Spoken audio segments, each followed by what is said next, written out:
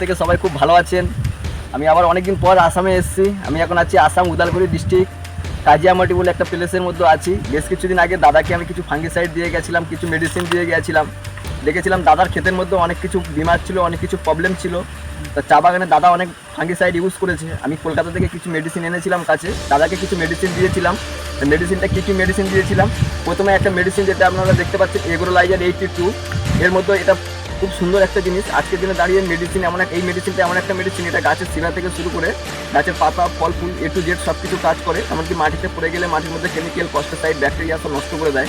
তারপরে আমি আবার একটা মেডিসিন দাদাকে দিয়েছিলাম, যে মেডিসিনটার নাম এগ্রোভেরা প্লাস।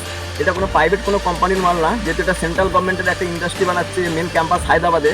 এই জিনিসটার মধ্যে কী আছে, এর মধ্যে A to Z magnesium, potash, calcium, zinc, bones A to Z সব কিছু আছে। এমনকি ইউরিক অ্যাসিড আছে, হিউমিক অ্যাসিড আছে, পলিক অ্যাসিড আছে।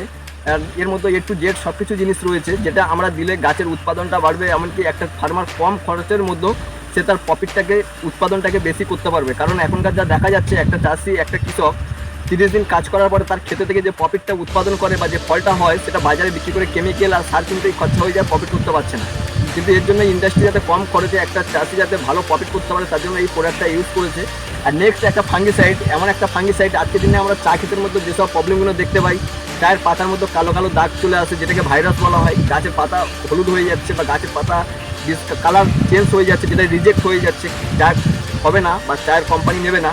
এর জন্য এই যে ফাঙ্গিসাইডটা খুব দুর্দান্ত। দাদাকে আমি বেশ কিছুদিন আগে দিয়েছিলাম, মেডিসিনগুলো তো আমি দিয়েছিলাম, আমি ভালো বললাম। এবারে রেজাল্ট কী এসছে বা মেডিসিনের কাজ কেমন, এটা আমি বলবো না, আমি দাদার থেকে জানবো। দাদা, এই মেডিসিনগুলো আমি আপনাকে দিয়েছিলাম, যেটা দেওয়াতে আপনার কী পরিবর্তন এসছে আপনি বলুন।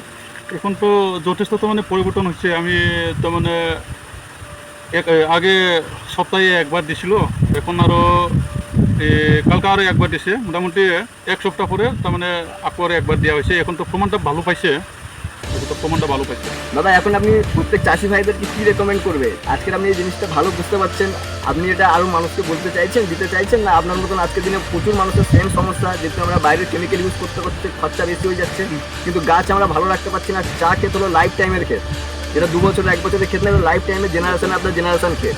তো যদি আমাকে জেনারেশন আপনার জেনারেশন রাখতে হয়, তাহলে আমাকে এখানে ভালো কিছু সঠিক জিনিস ইউজ করতে হবে, যেটা থেকে আমরা লং টাইম গাছটা সার্ভিস দিতে পারে, উৎপাদনটা ভালো হতে পারে।